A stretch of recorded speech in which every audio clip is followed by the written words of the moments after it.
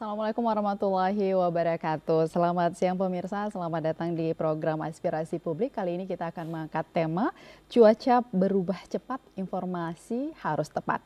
Nah, kami akan membahas tentang bagaimana perubahan cuaca yang cepat dan bagaimana kemudian informasi yang akurat dapat membantu kita sebagai masyarakat untuk menghadapi cuaca yang berubah-ubah. Nah, bersama saya Ida Almadani dan sekarang sudah ada narasumber yang hadir di studio. Sudah ada Bapak Dr. Insinyur Teguh Muhammad Zulfikar ST, MPIPU. Beliau adalah pengamat lingkungan dan juga akademisi Universitas Serambi Mekah. Assalamualaikum Pak Zulfikar. Waalaikumsalam warahmatullahi wabarakatuh. Apa kabarnya hari ini Pak? Alhamdulillah baik. Alhamdulillah baik ya. Dan juga pemirsa nanti juga akan bergabung bersama kita Kepala Stasiun Meteorologi Kelas 1 Sultan Iskandar Muda Bapak Nasrul Aidil SSI MT yang saat ini sedang dalam perjalanan menuju TVRI Aceh. Baik, sambil menunggu Pak Nasrul kita ngobrol-ngobrol terlebih dahulu ya Pak. Ini soal cuaca. Kalau kita melihat memang beberapa bulan ke belakang ini cuaca di Aceh itu sangat luar biasa, bisa dibilang ini adalah cuaca ekstrim ya Pak. Di mana panas terik, kemudian hujan yang tidak henti, kemudian dibarengi juga dengan angin yang kencang yang sempat kemarin juga memporak-porandakan beberapa rumah begitu di Banda Aceh dan juga Aceh Besar begitu. Dan sekarang sudah mulai panas lagi. Dan 2 hari kemarin kita juga sudah mendengar bahwa Gunung Berapi Bernitro sudah masuk level 2 begitu, artinya waspada. Minggu yang lalu udah ada kebakaran hutan, artinya ini kan sangat kompleks ya Pak ya. Nah Pak Zulfikar, di tengah cuaca yang berubah-ubah saat ini, apa sih sebenarnya Pak dampak perubahan cuaca ini terhadap lingkungan dan masyarakat nantinya Pak? Ya, terima kasih. Ini saya panggil Ibu atau Mbak nih? Mbak Ida ya. Ya, memang benar bahwa saat ini, bukan saat ini aja ya, mungkin dalam beberapa dekade terakhir ini memang yang namanya cuaca terus berubah ya. Artinya kita kan sering mendengar yang namanya climate change, perubahan iklim. Dan ini kan bukan hanya sekedar perbincangan biasa, tapi ternyata sudah memang jadi kenyataan hari ini. Di mana di permukaan bumi yang lain terjadi mencairnya kutub di wilayah-wilayah tertentu ya, misalnya gletsernya mencair. Di belahan dunia lain justru terjadi kekeringan. Ya, jadi memang ini sesuatu yang sudah dirasakan di belahan bumi hari ini. Dan kita di Aceh itu juga ikut merasakan. Walaupun kita tahu bahwa kita di Indonesia hanya ada 2 musim, ya kan? Kekeringan dan musim hujan. Artinya ada kemarau, kemudian ada musim hujan. Kalau dulu kita bisa memprediksi itu bulan sekian sampai 6 bulan berikutnya itu adalah musim hujan. Nah, sehingga orang siap-siap kapan mau bertani, bercocok tanam. Kemudian 6 bulan kemudian baru ada kemarau. Hari ini tuh nggak bisa diprediksi lagi. Yang harusnya musim hujan, kok tiba-tiba kemarau. Ada apa? Beginilah kondisi bumi hari ini. Bumi sudah semakin tua. Kemudian kondisi alamnya itu juga semakin berubah kan. Nah, begitu juga dengan tata surya kita bisa jadi kan. Jadi ini yang kemudian yang namanya kita manusia ini kan harus beradaptasi. Nah, untuk mengadaptasi itu kan harus tahu apa yang harus dilakukan. Nah, inilah yang dinamakan mitigasi ya. Jadi para pihak, pemerintah terutama itu harus memberikan sosialisasi kepada masyarakat sehingga enggak katakanlah terkejut ya. Ada apa ini? Harusnya kami hari ini bisa mulai nanam, ini kok enggak gitu kan. Nah, jadi yang seperti inilah yang kemudian harus cepat diinformasikan. Makanya butuh lembaga-lembaga yang memang melakukan pendataan itu. Mungkin seperti BMKG misalnya, Badan Meteorologi, Klimatologi dan Geofisika. Mungkin nanti kita bisa dengar Pak Nasrul.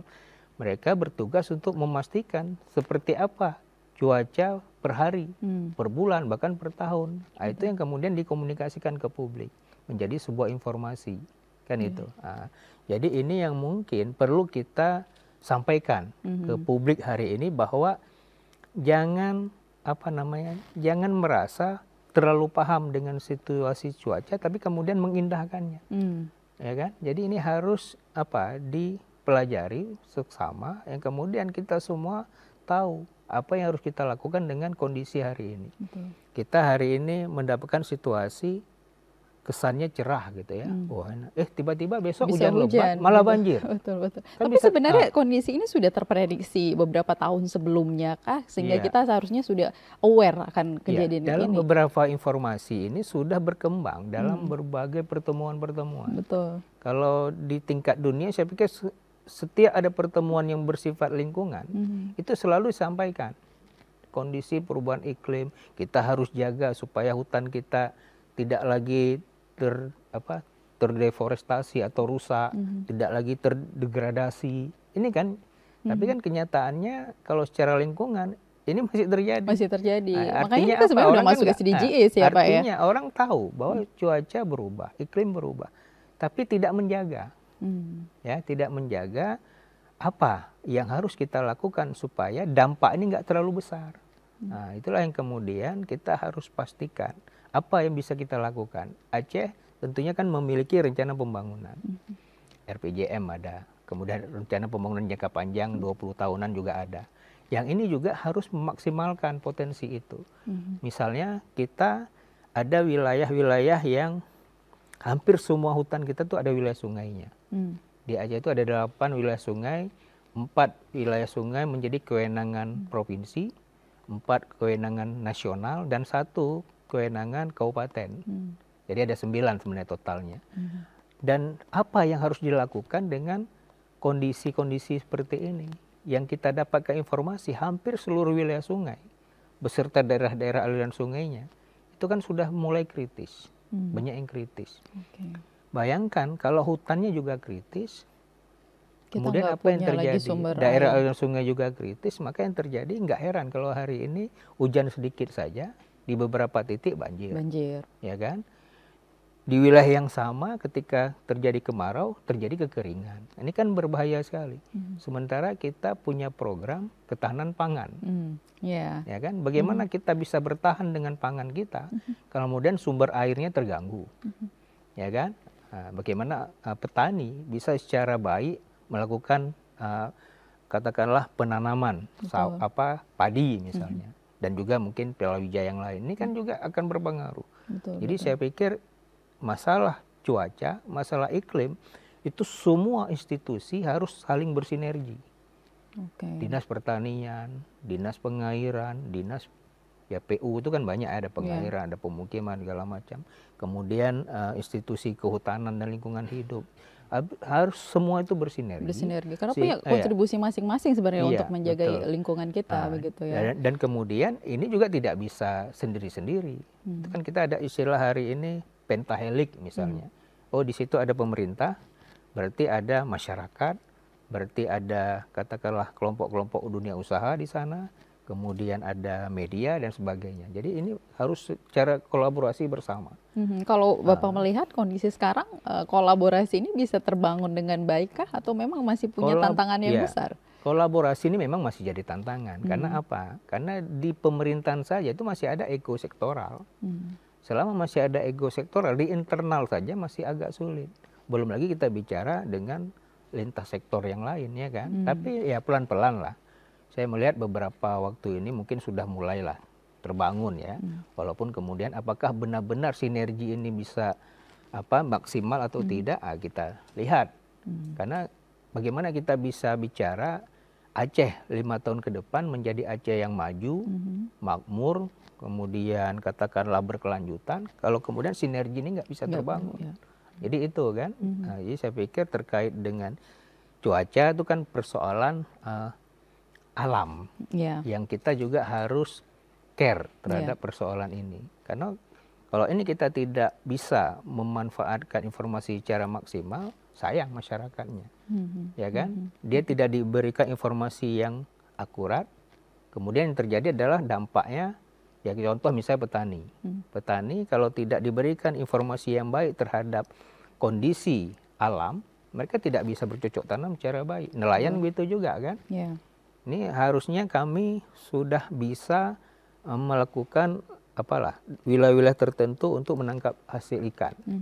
Tapi ternyata karena informasinya tidak jelas, mereka ya terganggu kan mata pencaharian mereka. Jadi ini juga saya pikir harus menjadi faktor-faktor yang harus dilakukan secara baik oleh pemerintah kita, dan saya pikir ya badan BMKG itu BMKG. salah satu yang memberikan informasi secara lebih optimal dan efektif ke depan. Kalau kita akademisi kan lebih kepada upaya kita untuk memberikan informasi Iya. yang Pendidikan juga begitu pendidikan ya untuk juga bagaimana edukasi. orang lebih ke kesadaran ya untuk menjaga lingkungan dan sebagainya. Saya pikir itu. Jadi Oke, masing-masing ada ya, fungsinya. benar. gitu. Masalah edukasi tadi Pak, sadar terhadap Iya. lingkungan. Ini kan juga masih jadi satu tantangan di tengah memang perubahan iklim saat ini Iya. secara global begitu. Kalau khusus kita di Aceh begitu ya, masyarakat kita sudah benar-benar paham tidak sih Pak, bagaimana sih sebenarnya kita memperlakukan lingkungan kita, menjaga lingkungan kita agar kita bisa menghadapi yang sudah diprediksi akan terjadi perubahan dan sebagainya. Ya, memang kita tidak bisa mengatakan bahwa masyarakat tidak paham. Oke. Ya. Artinya bisa jadi mereka paham. Tapi kan kemudian disibukkan dengan hal-hal yang lain kadang-kadang. Ya kan? Dia memang hari ini harus mau tidak mau bulan ini saya harus tanam padi. Walaupun kemudian informasi dia nggak dapat secara baik. Dia tetap lakukan itu. Nah, tapi setelah dia katakanlah selesai melakukan cocok tanam, tapi dalam waktu misalnya pertengahan dia mulai menjelang panen, ternyata hujan lebat misalnya, terjadilah gagal panen dan sebagainya. Ini apa? Bisa kita salahkan mereka. Padahal memang pada masa itu memang sudah pada masa tanam, ya kan? Nah, seperti ini kemudian harus ada inovasi.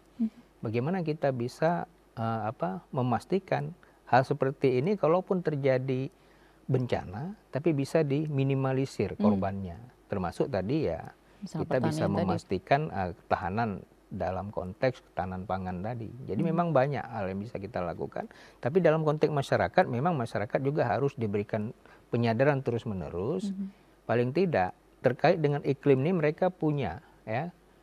Dari mana bisa mereka dapatkan? Gampang sekali sekarang. Ada WA, kemudian ada informasi. Kalau seingat saya BMKG itu semua media sosial dia pakai hari ini. Jadi ya kan? Untuk mendapatkan informasi terkait dengan termasuk itu juga media-media. Kalau dulu kan kita berharap ada koran, ya. Tapi kan sekarang media-media cetak udah mulai kurang dilihat gitu. Betul. Jadi mungkin ya disampaikan melalui media sosial. Media digital ya. Jadi memang ini yang harus dioptimalkan karena ada lembaga-lembaga yang memang punya kewajiban itu, dan masyarakat juga jangan cuek lagi dengan kondisi begini. Dia harus selalu mencari tahu lah. Ya betul. Itu punya kesadaran sendiri lah ya Pak. Kuncinya di kesadaran, bukan persoalan dia nggak tahu. Mungkin nggak mau tahunya itu. Gitu. Masalah ketahanan pangan tadi Pak, ini kan terkait dengan masalah pertanian. Ketika perubahan cuaca yang begitu yang terjadi saat ini tidak bisa diprediksi, berubah-ubah. Kemudian kan ini kan akan mengganggu sistem perekonomian dari segi pertanian. Dan salah satu programnya Presiden kita sekarang Pencacita adalah ketahanan pangan gitu. Itu kan menjadi tantangan sendiri juga bagi Aceh begitu ya. Kalau Pak Zulfikar melihat concern pemerintah begitu ya untuk ketahanan pangan ini di tengah perubahan cuaca yang tidak pasti saat ini seperti apa? Ya, kalau kita melihat saya coba mengamati ya dalam hal pembangunan di Aceh. Sebenarnya Aceh ini punya kemampuan untuk melakukan katakanlah inovasi yang lebih baik ke depan. Tapi kenyataannya kan kita masih menghadapi tantangan yang cukup besar juga ya. Ini kemudian yang harus dilakukan oleh pemerintah kita hari ini, Munyakir Manaf, kemudian ada Fadullah ya, dan kemudian para pembantunya untuk bagaimana memaksimalkan peran-peran yang ada. Kan itu. Aceh diberikan otonomi yang cukup baik. Tapi ternyata dalam beberapa tahun terakhir bahkan dana otsus kita hampir habis.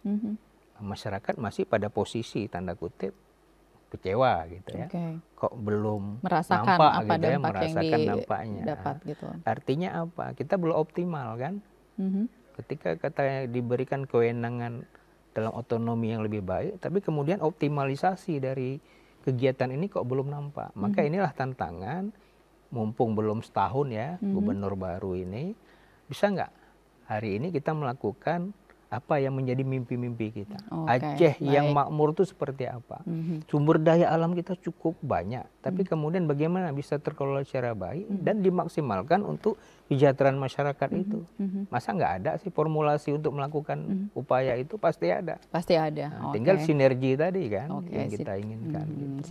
sinergi tadi harus dibangun dengan Harus baik agar dibangun, ya. bisa menjawab tantangan-tantangan itu. Betul. Baik, nanti kita akan lanjutkan lagi perbincangan kita, Pak. Dan pemirsa jangan kemana-mana, kami akan kembali dalam Aspirasi Publik.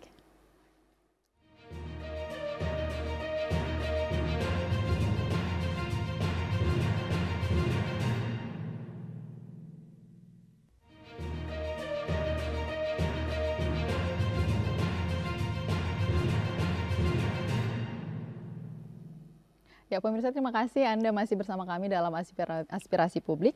Dan saat ini pemirsa sudah hadir di studio bersama kami di sini Bapak Nasrul Adil SSIMT, Kepala Stasiun Meteorologi Kelas 1 Sultan Iskandar Muda. Assalamualaikum Pak Nasrul. Waalaikumsalam. Ya, perjalanannya aman ya Pak? Aman. Aman, alhamdulillah ya, diterik cuaca panas ya hari ini Pak ya.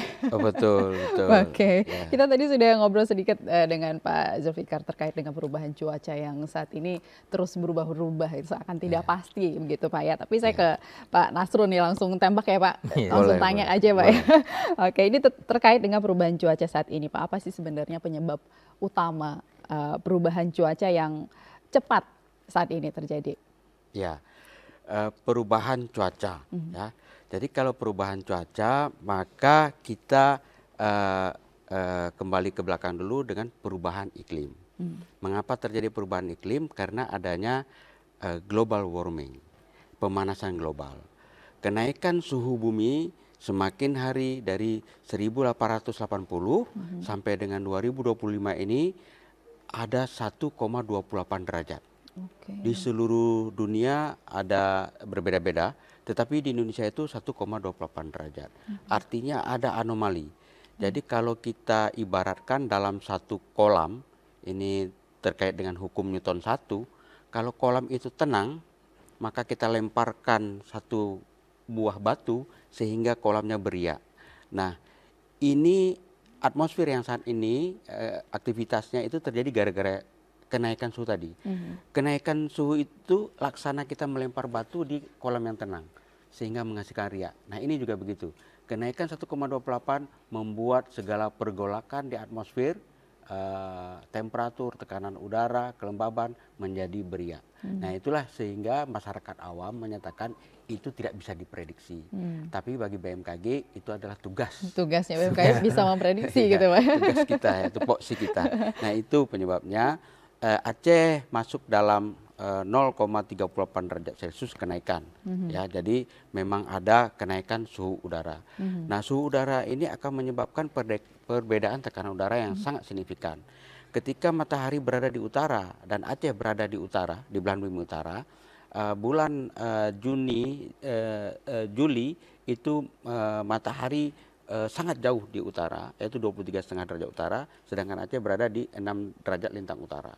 Maka ketika Juni, Juli, dan Agustus itu matahari nanti kembali ke ekuator, itu lintasannya di Padang, Bonjol, Palu, dan Sorong, itu lebih panas sana. Tapi di Agustus kita akan memasuki lagi cuaca yang sangat panas.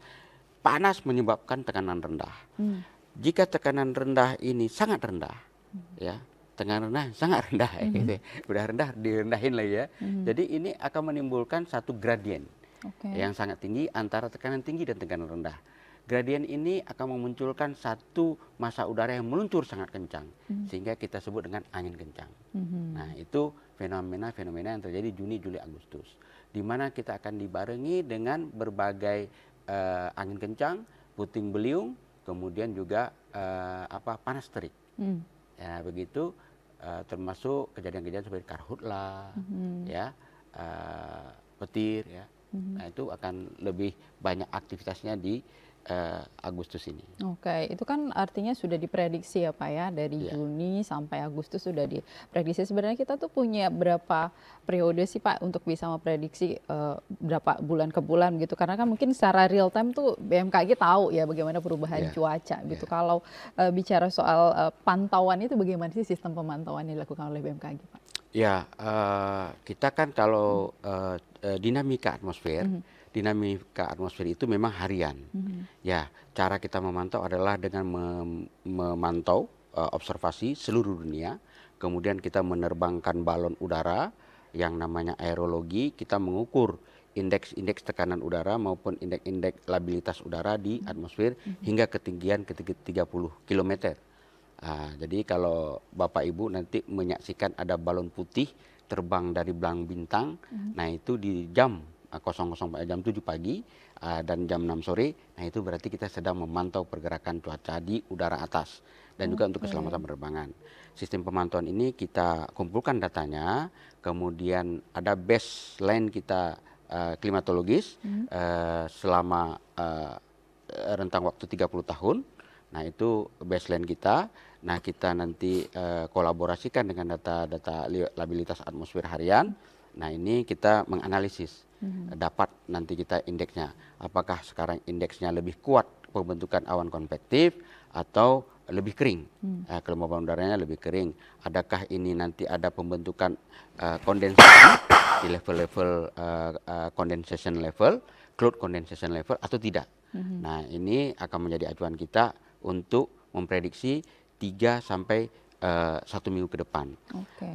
Secara klimatologis kita bisa memprediksi hingga 1 tahun hingga puluhan tahun ke depan. Tetapi secara labilitas atmosfer, dinamika atmosfer yang namanya meteorologi, kita bisa menjangkau sampai 10 hari ke depan.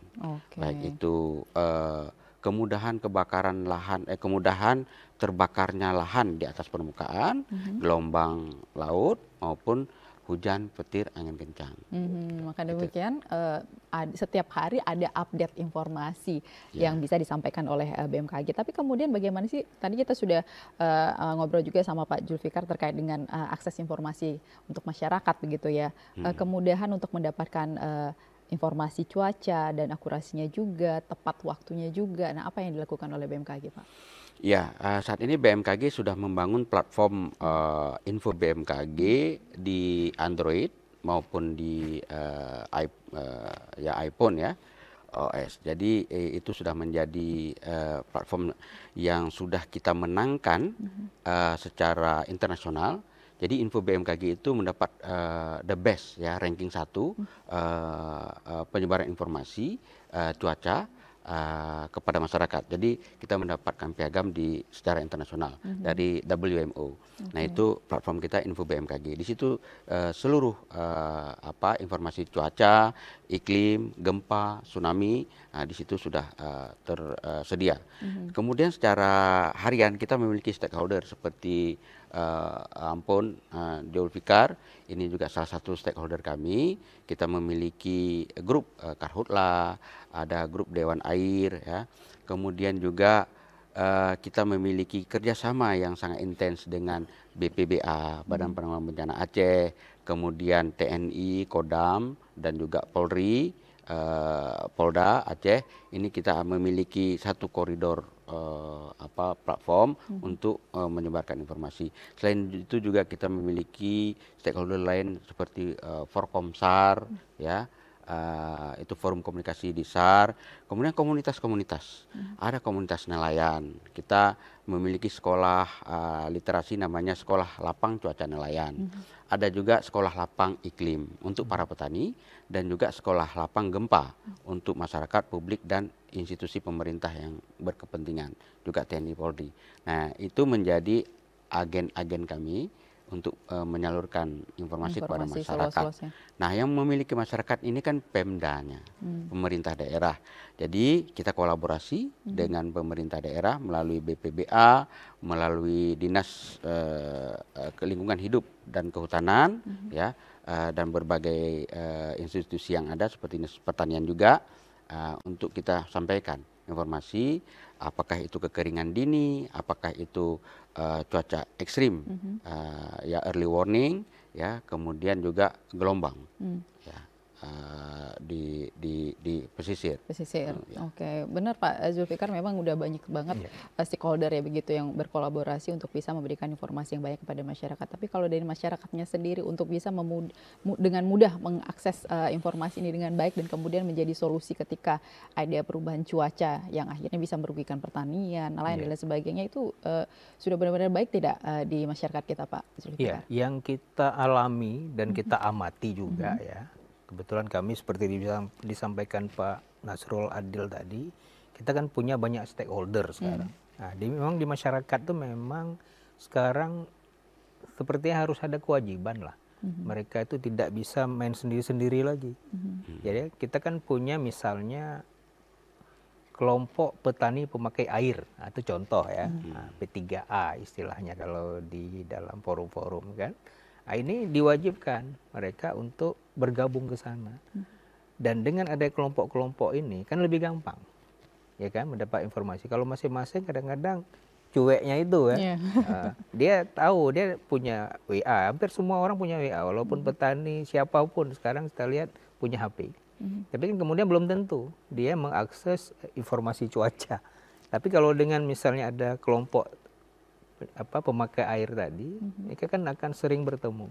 Nah, ini kita pada bulan sekian, tanggal sekian, kita memulai masa tanam. Itu kan lebih paham kan? Oh, kalau kemudian tiba-tiba ada informasi, oh ini besok hujan lebat nih, apa yang kami harus lakukan? Sementara bentar lagi panen. Nah, ini kan seperti ini kan lebih gampang. Sehingga ada upaya bersama untuk mengatasi itu, apa yang harus dilakukan. Jadi ini sudah mulai banyak. Hampir semua kabupaten, bahkan kita berharap kecamatan hingga kampung, itu harus ada ya kelompok-kelompok ini. Sehingga kalaupun misalnya terjadi kekurangan air, mereka bisa ngeluh, bisa ngadu ke siapa gitu. Jadi seperti dibilang Pak Nasrul, berarti ke pemerintah misalnya. Pemerintah siapa yang bertanggung jawab terhadap urusan ini? Katakanlah apakah PU, apakah Dinas Pertanian atau siapa. Jadi dengan kelompok-kelompok bersama ini saya pikir akan lebih memudahkan sebenarnya ya untuk memastikan bahwa apa yang dilakukan di lapangan itu benar-benar bisa lebih optimal. Dan tentu informasi yang didapatkan dari BMKG juga menjadi dasar program pemerintah untuk masyarakat betul. Gitu untuk menghadapi perubahan iklim. Maka ini yang kita harus optimalkan lah. Disinilah mungkin penting untuk peningkatan kapasitas masyarakat tadi. Nah, jadi dalam setiap rencana pembangunan kan nggak boleh nggak melibatkan masyarakat sekarang. Harus melibatkan masyarakat.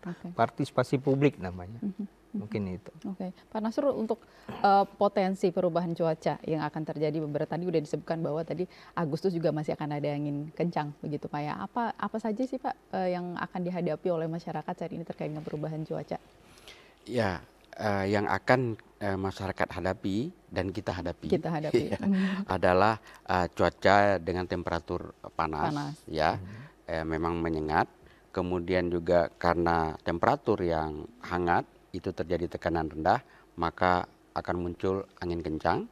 Kemudian di wilayah-wilayah dengan lereng dan hamparan itu akan muncul juga puting beliung. Kemudian juga di wilayah-wilayah dengan, mohon maaf, ada vegetasi yang homogen, misalnya sawit-sawit semua atau karet-karet semua. Tapi ini lebih banyak ke sawit yang memang kelembabannya lebih berkurang daripada itu heterogen vegetasinya. Jadi mungkin di sana akan lebih. Kami melihat fenomena wilayah Subul Salam ini memiliki aktivitas petir yang sangat banyak di seluruh Aceh ya. Jadi apakah karena di situ memang terjadi perubahan temperatur yang signifikan karena bentang alamnya sudah homogen ininya. Bukan kita anti dengan sawit, tetapi mungkin bisa kita siasati dengan heterogen yang mungkin dalam 100 meter ada satu perbedaan tanaman di situ yang lebih tanaman keras. Nah itu. Jadi kemudian juga di sisi lain hotspot atau titik panas. Nah, ini bisa menyebabkan kebakaran hutan dan lahan begitu Pak? Iya. Jadi dari sisi BMKG kami akan menginformasikan di situ, di titik itu temperaturnya sudah sangat tinggi, gitu. Radar atau satelit kita melihat tingkat kepercayaannya sampai 80% atau 70%, maka sudah kita sampaikan kepada stakeholder, terutama TNI, Polri maupun BPBD setempat. Nah, itu yang bakal kita hadapi ke depan. Pak Zulfikar, apa yang bisa dilakukan masyarakat dan juga pemerintah untuk mengatasi dampak yang akan terjadi terkait dengan apa yang disampaikan oleh Pak Nasrul tadi? Iya, dengan kondisi cuaca yang berubah seperti itu, tentunya masyarakat harus dibekali ya dengan pengetahuan yang betul-betul inilah mereka bisa paham itu seperti apa dan tahu, itu yang penting sekali. Nah, sehingga kalau mereka paham dan tahu, itu apapun aktivitas yang mereka lakukan akan berdasarkan pengetahuan tadi, kan itu. Tapi kalau kita beraktivitas tidak berdasarkan pengetahuan, ya susah memang. Nah, sehingga inilah zaman semakin berubah, cuaca juga berubah, kemampuan masyarakat juga harus berubah. Jangan itu gitu saja sepanjang tahun kan. Nah, ini mungkin kerja keras semua pihak. Masyarakat kita kan tidak lagi bicara masyarakat awam, bodoh, kan nggak lagi. Nggak seperti itu. Kita udah pada masa-masa jahiliyah itu udah lama sekali lah, ya kan. Nah, sekarang kesempatan kita, jadi belajar itu tidak harus di pendidikan khusus, harus di kampus, enggak. Tapi masyarakat awam sekalipun itu kan bisa mendapatkan akses informasi kapan saja, asal dia mau. Nah, ini yang mungkin perlu diperkuat sekarang. Nah, kalau misalnya petani, apa yang harus dia lakukan sehingga hasil tani dia optimal. Nelayan begitu juga, apa yang harus dia lakukan. Ada nggak hubungannya dengan pengetahuan cuaca tadi? Nah, kalau ada, Anda harus update setiap hari sebelum melakukan aktivitas. Kemudian pelaku transportasi juga ada hubungan dengan cuaca. Mereka juga harus update. Jangan sampai bawa orang rame-rame karena nggak paham cuaca, tiba-tiba di suatu wilayah tertentu ternyata sedang hujan lebat. Ada risiko di sana. Ada risiko di sana. Dia harus tahu apa yang harus dia lakukan. Begitu juga dengan stakeholder yang di semua orang itu harus betul-betul paham di wilayah tersebut seperti apa dan apa yang sedang dia kerjakan. Termasuk kita di rumah aja harus tahu juga cuaca, ya kan? Sehingga kita tahu, oh ternyata ini sedang hujan lebat. Apa yang harus saya lakukan? Rumahnya ternyata juga tidak baik-baik saja, sedang bocor atau apa, dia harus lakukan sesuatu. Begitu juga orang yang tinggal di pinggir sungai misalnya. Ini cuaca, informasinya hari ini hujan lebat. Sementara dia tahu bahwa kalau hujan lebat saja di wilayah dia, itu akan terjadi banjir. Apa yang dia harus lakukan supaya banjir itu justru tidak memakan korban. Seperti itulah yang harus dilakukan terus-menerus, sehingga kita semua walaupun berada di zona bencana sekalipun, tapi tidak pada posisi memakan korban. Itu yang penting sekali. Karena Aceh ini kan memang daerah bencana. Kita harus tahu itu daerah bencana dan apa bencana yang bakal terjadi di wilayah kita harus tahu. Di situlah informasi harus betul-betul akurat tadi. Gitu. Ya, artinya memang Pak Nasrul, informasi ini udah benar-benar akurat begitu yang didapatkan oleh masyarakat, sehingga masyarakat bisa siap siaga begitu ketika menghadapi perubahan apapun yang terjadi ketika itu. Apa tantangan terbesar mungkin dari BMKG sendiri untuk bisa menyampaikan prediksi perubahan cuaca ini, Pak? Jadi kami ini adalah orang teknis ya, orang teknis ya sains lah. Jadi BMKG ini salah satu lembaga ya dekat-dekat dengan sains dan penelitian gitu. Memang bahasa-bahasa publik itu kami kurang kuasai ya. Mungkin Bang Jo lebih menguasai. Jadi kami pernah menyampaikan satu kondisi potensi yang sangat kuat di sosial media, tetapi kalah dengan viralnya misalnya selebgram tertentu yang keciduk apa gitu. Ya, jadi tertutupi gitu. Kita sampaikan satu potensi, katakanlah banjir rob akan terjadi di wilayah Johan Pahlawan maupun Ujung Blang, Niluk Semawe gitu kan. Tapi nanti akan tertutupi dengan ya viralnya kasus-kasus yang lebih sosial ya daripada kita ini. Tapi itu salah satu tantangan kami terus belajar, berkomunikasi dengan seperti ini Pak Ampun, Pak Zulfikar ya. Kemudian juga kita berkolaborasi dengan Universitas Syah Kuala.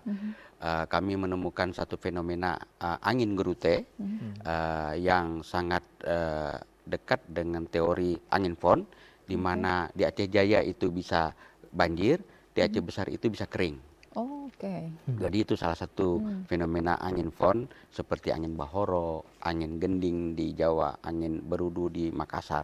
Nah, kita memiliki fenomena itu. Kami menemukan itu melalui kerjasama dengan Universitas Sekolah. Kemudian juga ya tantangan terberat kami adalah bagaimana kami bisa mendapatkan feedback langsung dari masyarakat. Apa yang harus mereka lakukan. Nah, itu yang sedang kita bangun. Agar ini bisa menjadi benar-benar secara masif dimengerti oleh masyarakat. Nah, Aceh sebenarnya dalam sisi cuaca, iklim maupun kebencanaan memiliki kearifan lokal yang namanya kenenong, ya, yang namanya semong, ya. Nah, itu kearifan lokal itu apakah sekarang sudah mulai ditinggalkan?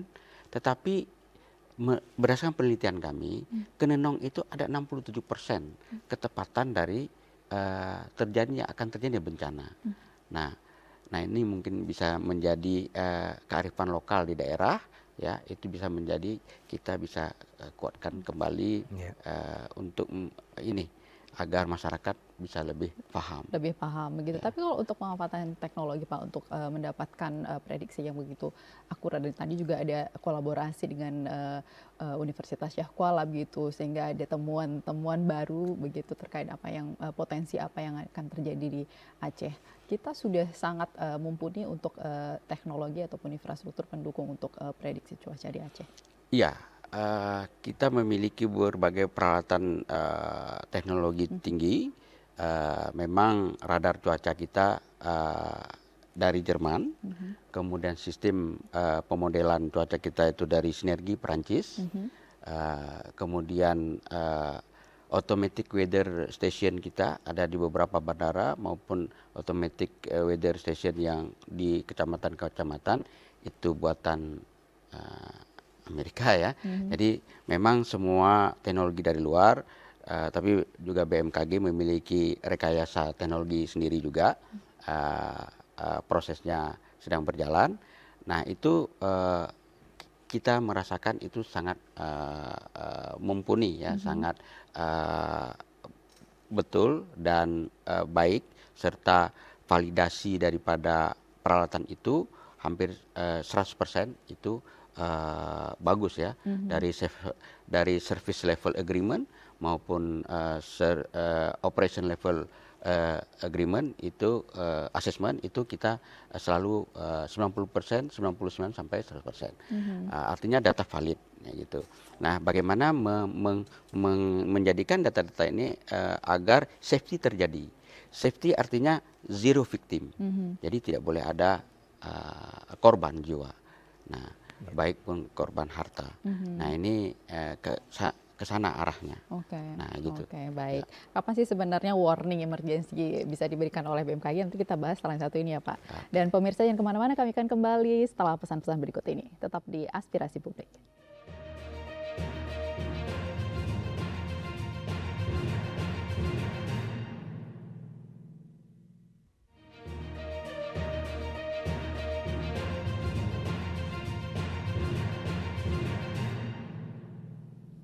Ya, pemirsa, terima kasih Anda masih bersama kami dalam Aspirasi Publik.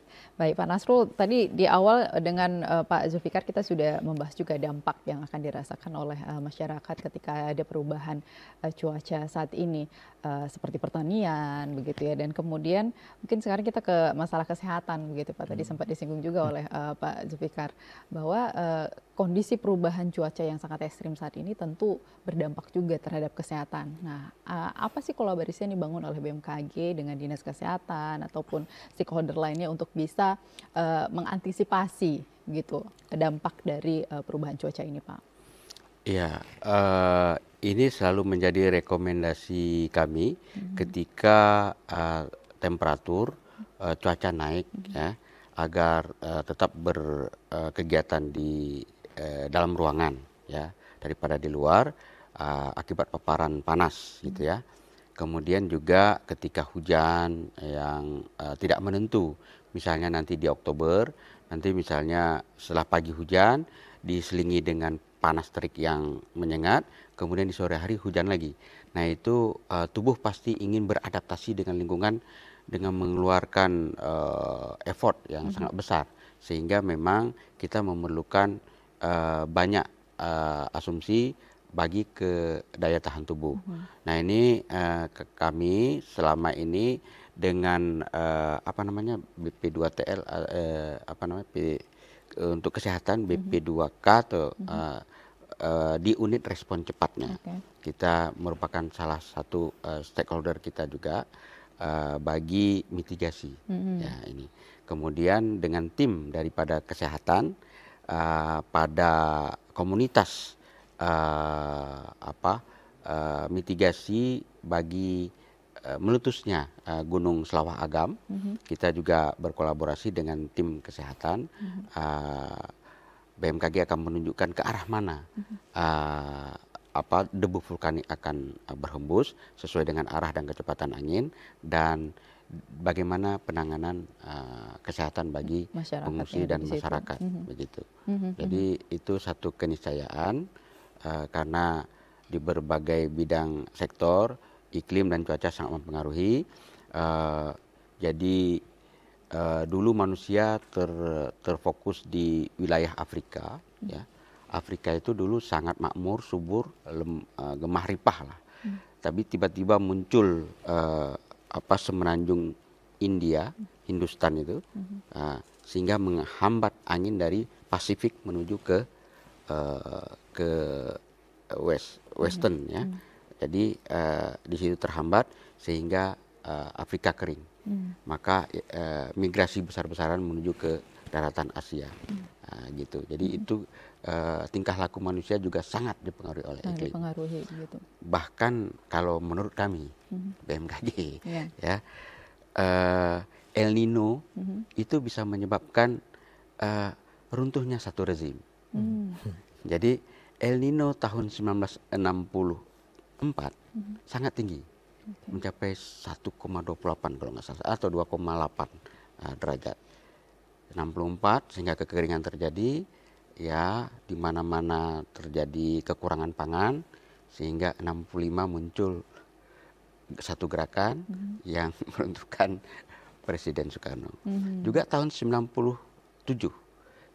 kami menandai El Nino itu mencapai 2, ya, tingginya, sehingga 9 juta hektar kering, membuat pangan langka, masyarakat juga antri bahan makanan, BBM segala macam, sehingga pada 98 jatuh presiden.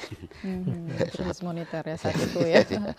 Jadi bisa diprediksi juga oleh BMKG gitu Pak ya, ketika ada perubahan cuaca begitu. Nah, tapi kemudian untuk mendapatkan warning emergency begitu Pak ya, walaupun ini memang sudah terprediksi setiap hari, tapi kan kejadian itu kita nggak tahu di detik keberapa di setiap harinya begitu ya. Nah, misalnya seperti kejadian kemarin ada angin kencang, ada tidak warning tercepat begitu? Oh, ini beberapa menit lagi kita akan menghadapi angin yang begitu kuat dan akan berdampak kepada masyarakat. Ada nggak sampai seperti itu, Pak? Iya, itu memang tugas kami. Jadi kita memiliki beberapa periodisasi, ya, tiga jenis. Yang pertama prediksi bencana hidrometeorologi ini 1 minggu ke depan. Kemudian 3 harian, kemudian zaman itu namanya MUSE, ya, Meteorological Early Warning System, MUSE. Jadi kita 4 jam sebelum kejadian kita sudah harus menyampaikan. Nah, kalau itu tidak disampaikan, itu bahagian daripada indeks kinerja kami. Kalau misalnya tidak terjadi, berarti kami 0 nilainya. Kalau terjadi berarti 100. Nah, jadi kami menyampaikan seperti waktu kita menghadapi angin kencang mungkin 2 minggu yang lalu, ya. Itu kita sudah melihat dari radar cuaca 3 jam sebelum masuk Banda Aceh. Awan itu 3 jam sebelum masuk Banda Aceh, jadi kita sudah sampaikan ke seluruh stakeholder bahwa ini badai akan menghantam Banda Aceh pukul sekian sampai pukul sekian. Nah, jadi kesiapsiagaan masyarakat juga bisa lebih siap begitu Pak ya, ketika ini diinformasikan dengan cepat begitu Betul, dan betul, akurat begitu. betul. Baik, tadi juga Pak Nasrul sempat singgung terkait dengan Gunung Merapi gitu ya. Sekarang kan 2 hari yang lalu Oh iya, masalah Buniterong. Buniterong. Ini sejauh ini bagaimana update informasinya, Pak? Ya, jadi begini, BMKG milik Gunung Merapi itu bukan kewenangan BMKG, Oke. ya gunungnya, Ya. gunungnya dan gerakan lempeng, gerakan vulkanik itu bukan BMKG, tapi BMKG lebih ke tektonik, lempeng. Oke. Tapi setelah dia menyembur, ada semburan larvanya menjadi asap segala macam panas, nah itu menjadi ranahnya BMKG. Oke. Ya, jadi setelah Makanya tadi yang dampak terhadap masyarakat, ya Masyarakat, semburannya ya. itu juga tadi kerjasama Ya. dengan Dinas Kesehatan. Oke. Oke, jadi ketika dia sudah menjadi debu, nah BMKG bersiap menghitung kecepatan semburan sampai sejauh mana, berapa ketinggian, dia akan menebar kemana. Karena itu sangat berakibat berdampak kepada keselamatan penerbangan. Sebutir debu masuk ke mesin pesawat itu bisa sangat memberikan Berdampak. kecelakaan ya kepada penerbangan. Kemudian juga di bandara-bandara di sekitarnya. Kemudian juga bagi masyarakat publik itu sangat ya berbahaya. Kalau kita prediksi nanti arah anginnya ke sana, akan muncul lagi ke depan berapa lama, kemudian akan sampai di kabupaten tertentu berapa lama. Seperti dulu waktu saya dinas di Lok Sumawe, itu meletus Gunung Sinabung, itu 2 hari sampai debunya di Lok Sumawe, di Bandara Lok Sumawe. Jadi, Oke, baik. Pak Zulfikar, ini kan informasinya sudah sangat cepat, akurat disampaikan oleh BMKG begitu dari Pak Nasrul juga tadi. Kesiapan masyarakat juga menjadi satu tuntutan begitu untuk bisa menghadapi perubahan cuaca. Amatan Pak Zulfikar, kesiapan dari pemerintahnya sendiri untuk mempersiapkan secara infrastruktur begitu untuk membantu masyarakat ketika ada hal-hal yang mendesak atau sifatnya emergensi akibat dari perubahan cuaca ini sudah benar-benar baik atau tidak? Iya, kalau saya melihat ya ini memang butuh tantangan ya. Tadi Pak Nasrul juga sudah sampaikan, tantangannya tinggi sekali. Dengan cuaca yang selalu berubah ini, berarti kan masyarakat kan tetap melihat apa yang dilakukan oleh penanggung jawabnya. Nah, dalam hal ini pemerintah tentunya. Kalau misalnya pemerintah sudah melakukan apa yang dibutuhkan masyarakat, berarti kan sudah pada tahapan sangat baik. Nah, tadi Pak Nasrul sudah sampaikan bahwa informasi terkait cuaca itu selalu diupdate, ya kan? Nah, berarti dari sisi informasi cuaca pemerintah sudah cukup baik. Nah, tinggal bagaimana masyarakat merespon ini juga secara baik. Nah, kalau misalnya kita di Banda Aceh lah kita bilang, tadi kata Pak Nasrul mulai Mei, Juni, Juli bahkan sampai Agustus ini masih ada angin kencang misalnya. Kita bisa nggak mengetahui itu setiap saat? Jangan-jangan hari ini kita naik sepeda atau naik motor, tiba-tiba angin kencang, di bawah pohon lagi kita berlindung. Ini kan pengetahuan seperti itu penting ya Pak? Di bawah pohon berlindung, padahal kemungkinan pohon tumbang tinggi sekali. Nah, jadi kalau dengan pengetahuan dia tadi, kan kecelakaannya kan akan tidak terjadi ke dianya gitu kan. Walaupun pohonnya mungkin bisa tumbang, tapi dia nggak akan kena. Nah, jadi seperti ini penting. Jadi di satu sisi ini sudah cukup baik. Tapi kan bicara informasi, ini kan tidak hanya bicara cuaca. Mungkin kita batasi hari ini kan. Nah, dari sisi informasi, masyarakat tuh layak mendapatkan. Apalagi informasi yang berkaitan dengan kehidupan mereka. Nah, ini harus terus. Jadi kalau dibilang apakah semua informasi yang dilakukan oleh pemerintah sudah cukup baik? Ya tidak semua juga. Tapi mungkin beberapa level, beberapa dimensi itu sudah cukup bagus lah ya, sehingga kita apresiasi juga apa yang sudah dilakukan oleh BMKG misalnya. Tapi kan tentunya kalau bicara cuaca kan tidak hanya cuaca terkait iklim saja, mungkin juga ada informasi-informasi lain yang mungkin masyarakat juga harus tahu. Di luar itu misalnya ada bicara kita hidrometeorologi oleh BMKG. Secara hidrologi apakah sudah cukup baik?